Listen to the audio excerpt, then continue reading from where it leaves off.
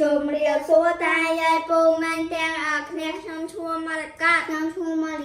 ភាសាខ្មែរថ្នាក់ទី3មេរៀនទី4ការសំអាតថ្នាក់រៀនអំណាចចូលអានរបស់ខាងក្រៅសួរឆ្លើយនឹងសំណួរការសំអាតថ្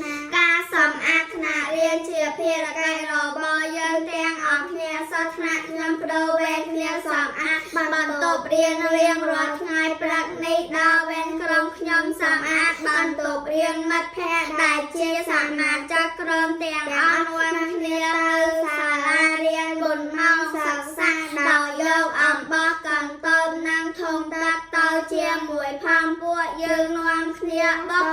បន្ទប់រៀនជូតតុកៅអីទ្វារនិងបងអួយអ្នកខ្លះប្រមូលសម្រាមកំទេចកំទីកាប់ធូលីយកទៅចោលធុងសម្រាម